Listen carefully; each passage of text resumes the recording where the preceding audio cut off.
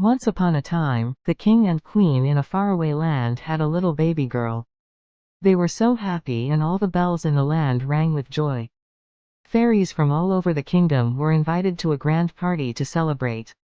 The fairies brought beautiful presents and blessed the little princess that she would grow up to be kind and helpful. But a wicked old witch came to the palace. "On your 16th birthday, you shall prick your finger on the spindle of a spinning wheel and vanish forever," the witch screamed. Everyone was really shocked. But a clever young fairy said, "I can't stop the evil witch's curse, but I'll try to help. If the princess does touch a spindle, she won't vanish but she will fall into a deep sleep for 100 years. She will only be woken up by the kiss of a prince who loves her." The king and the queen were so worried for their dear daughter that they ordered all the spinning wheels of the kingdom to be broken up and burned. But they didn't know that one spinning wheel was left. They wanted to be extra sure the princess would be safe. They asked the fairy, along with 2 other fairies, to take their precious baby far away. They would look after her in their little cottage, deep in the woods until after her 16th birthday. Then it would be safe to bring her back to the castle.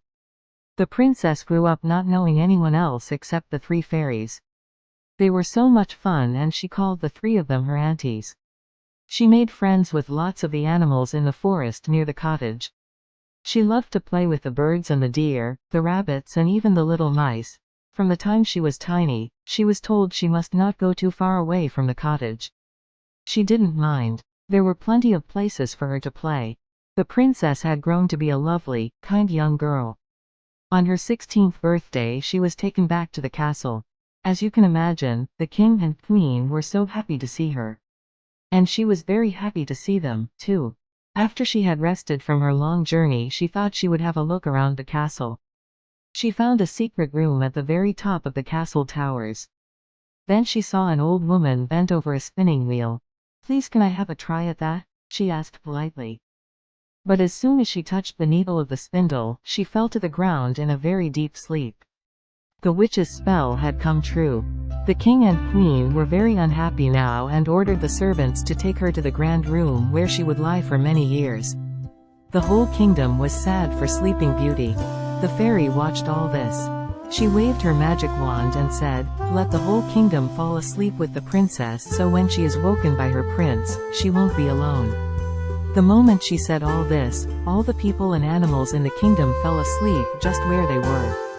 Everything just stopped. As the years passed by, a great thick forest grew up around the palace, and the whole kingdom was hidden. 100 years later, a handsome prince was riding through the forest, and he found the strange kingdom. While he explored the old castle he was amazed to find the princess lying fast asleep. The minute he saw her he fell in love with her. "I wonder who she is. How gentle and peaceful she looks," he thought to himself.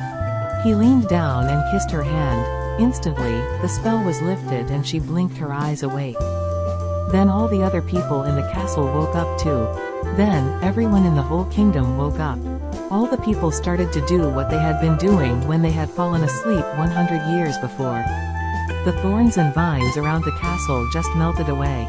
The king and queen were so very happy. And so was everyone in the whole kingdom. Once again, all the bells in the land were rung with joy. The prince and princess were soon married, and they lived happily ever after. The end.